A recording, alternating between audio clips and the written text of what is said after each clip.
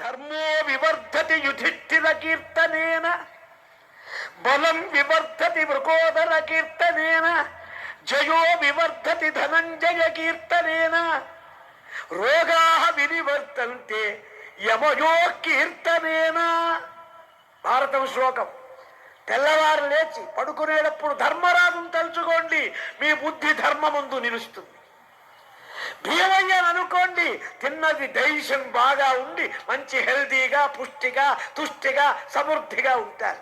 A బియ్యక్కర్లే, A to Z దాకా ఇప్పుడు ఏ vitamin లేదు ఒళ్ళల్లో. మనకు శరీరంలో ఒక డాక్టర్ గారు B vitamin, E vitamin, D vitamin, C vitamin, మహారాజా ఏ టు జెడ్ విటమిన్స్ ఉంటే ఇవ్వరాదా అన్నారు.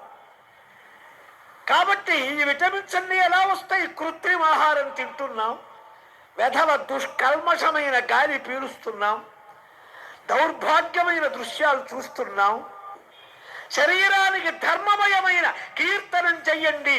భీముణ్ణి తలవండి బలం, అర్జునుణ్ణి తలవండి సర్వరంగాలలో విజయం, నకుల సహదేవుల్ని కీర్తించండి మంచి ఆరోగ్యం. అటువంటి ధర్మదేవత జూదం వ్యసనగ్రస్తుడవుతాడా?